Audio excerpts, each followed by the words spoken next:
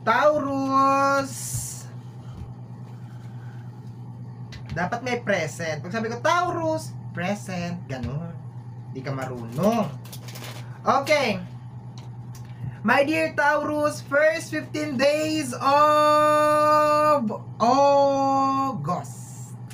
This is from August 1 hanggang August 15, 2024, and this is a general reading. Reminder lang mga my dear, hindi po ito 100% na magre-resonate para sa inyo mga my dear Taurus. So please, lower your expectation pagdating po sa mga general reading. Okay, my dear Taurus, tingnan natin kung anong meron sa yung first 15 days of August. Taurus, okay, we have here the 7 of Speed or the 7 of Sword. May Tridor. This is the backstabbing energy ng tarot, my dear. The 7 of Sword. May Tridor. Okay, tingnan natin, my dear. May backstabbing na energy. Pwede, my dear Taurus, na ikaw ay merong nililihim or merong Tridor. Kasi pag galing sa labas ng energy na to, automatic merong energy na may naglilihim sa'yo. Okay? Pero pag nasa loob, ikaw yung naglilihim. So, titingnan natin kung ano yung susunod na energy. Susunod na energy, my dear Taurus, is kasama ng ating 7 of Speed, I see. Sa mga hindi po nakakaalam, Speed is Sword, Diamonds is Pentacles, Flowers is Wands, and Heart is Cups. Okay? Sa mga hindi nakakaalam, kasi minsan pag gumaganon ako, sinasabi ko 7 of Sword kasi Speed siya. Okay? So, nakabase pa rin ako sa tarot. Okay, kasama ng ating 7 of Speed, I see 7 of Flowers or 7 of Wands. Okay? So, parang pinaglalabanan mo to, my dear Taurus. Okay? Yung itong 7 of Sword na to, galing to sa labas. And then, sa 7 of Wands, which is the defensive energy, my dear Taurus, pinaglalabanan mo siya. Okay? So, hindi ko alam kung anong klaseng pagsasabotahe ang nangyayari sa'yo, my dear Taurus, pero alam mo siya. Aware ka na merong ginagawa somewhere down the road. Alam mo, parang hindi ka mangmang. Alam mo na may nangyayari na backstabbing na energy. Okay. Next na energy, my dear Taurus, is pag mo sabihin Jack. Next energy is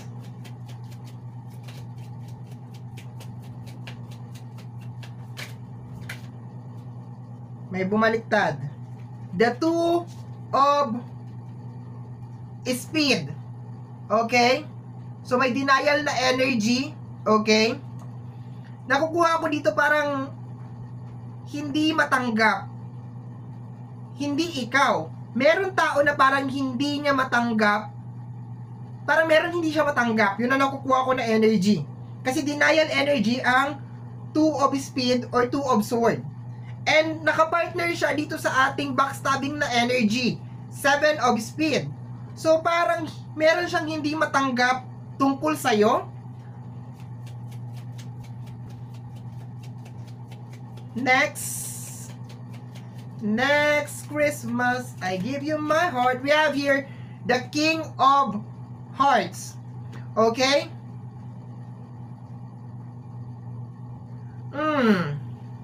Expectation.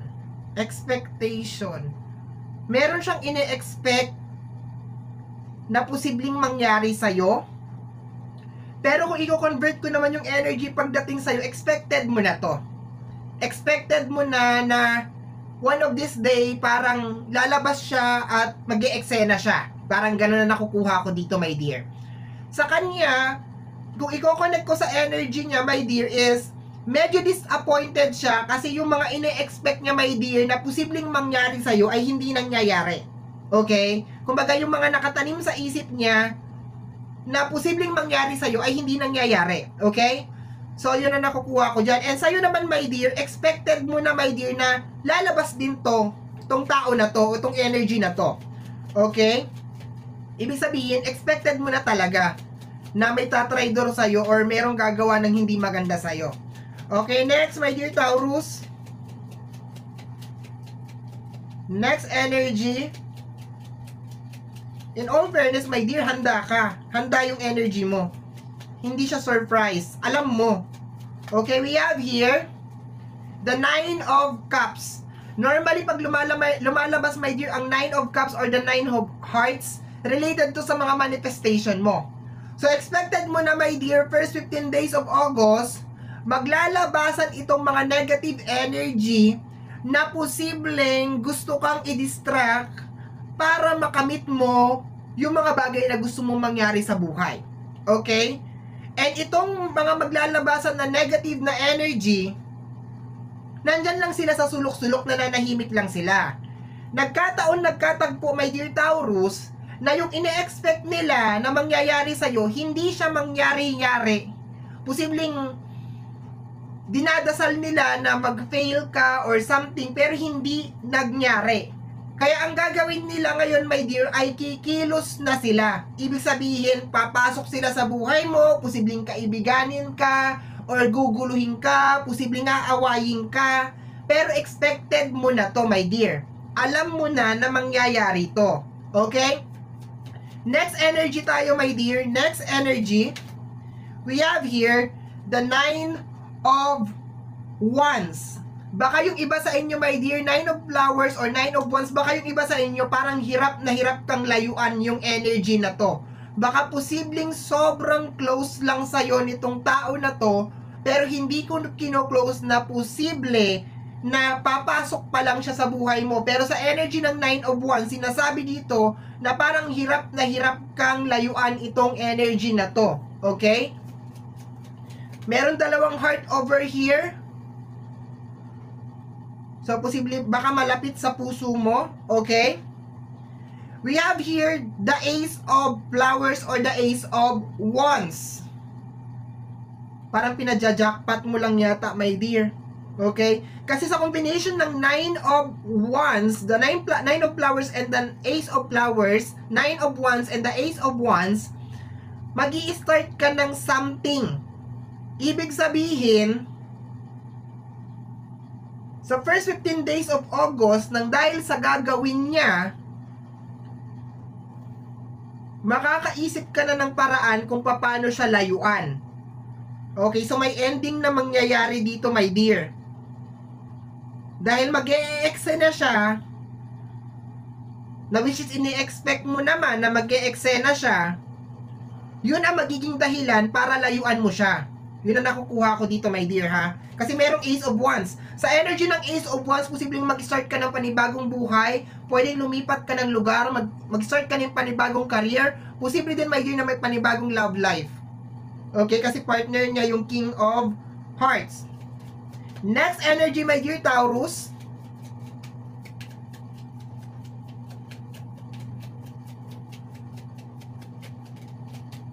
Ito daw, sabi ko na, the Jack of Heart. Kanina ko pa ito nararamdaman. Posibleng nasa loob ng relationship. Okay. So, sa first 15 days of August, posibleng magkaroon ng tension sa loob ng relationship, my dear Taurus. Yun ang nakukuha ko lang dito.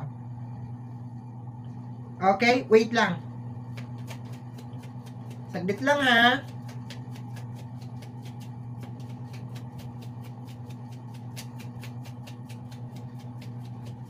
Wait lang, ha, my dear. Wait lang. The Three of Cups. Posibleng may issue ng third party dito, my dear. Okay? Posibleng may issue ng third party si Jack of Hearts. Okay? And lahat ng zodiac sign I welcome, pero lamang ang energy ng water sign, which is Cancer, Scorpio, and Pisces. Pumapangalawa ang energy ng fire sign, which is Aries, Leo, and Sagittarius. Huling-huli ang energy ng Gemini, Libra, and Aquarius. Okay? So, posible, my dear, sa energy ng Three of Hearts, may third party na issue. May third party na issue sa loob ng relationship. Kaya ka Sa relationship tayo muna, yun din ako tinatawag, my dear eh. Kaya ka posibleng aawayin or baka posibleng magkaroon ng tension sa loob ng relationship is because sa issue ng third party. Hindi lang maliwanag dito, my dear Taurus, kung ikaw yung may third party o siya ang may third party. Pero may third party, parang meron napupusuan, merong gustong pumasok sa loob ng relasyon nyo. Bumagsak pa rin tayo sa area ng relationship. Pero hindi ko sinasarado, my dear, na baka itong tao na to is, this is a general reading. So, posible na itong tao na to na gusto kang i-distract or gusto kang pabagsakin is posible din, my dear, na labas sa relationship. Posibleng kamag-anak mo, kapamilya mo, kapatid mo, kaibigan mo, pwede. Pero kung sa loob ng relationship mag-uumpisa ang gulo, my dear, nang dahil mayroong third party. Nang dahil mayroong third party, 3 of Cups to eh. Wait lang, my dear, ha? Wait lang. We have here another Jack.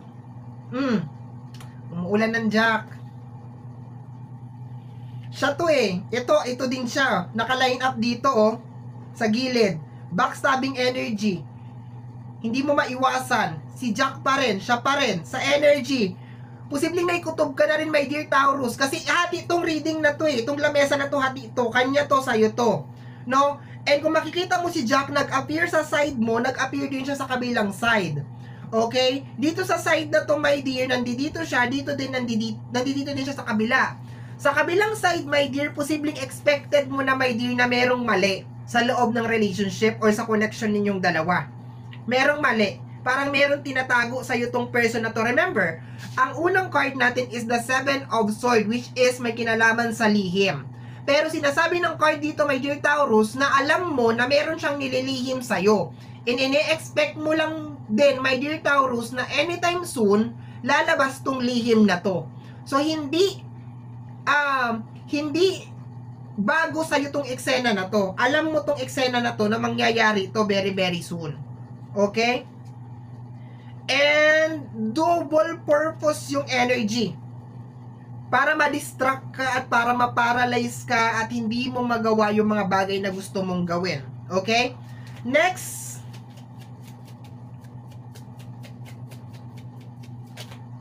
We have here the 8 of Diamonds or the 8 of Pentacles. Okay? So, eto lang to. Sa lahat ng reading natin, siya pa lang ang pinakaunang Pentacles, which is energy ng Taurus, Virgo, and Capricorn, which is energy mo. Related sa energy ng work. Okay? So, magkatabi pa silang dalawa. Okay? So, sabotage to, my dear. I will be very, very careful, my dear, sa mga tao na posibleng isabotage ang trabaho mo kasi nandoon talaga yung pinaka highlights ng reading na to. Yung mawala ka sa focus at mawala ka sa concentration. It really doesn't matter kung nasa loob ng relationship, nasa labas ng relationship. Mag-iingat ako ng doble, my dear, kasi meron papasok sa first 15 days of August na gusto kanyang i-distract sa pinagkakakitaan mo or trabaho mo. Okay, next. Next energy. Last 4 cards. Last 4 cards na lang tayo, my dear Taurus. Last 4 cards. We have here the 3 of Speed or the 3 of Sword. Magkakasama na, my dear, oh. Confirm. Jack, ikaw, tapos 3 of Sword.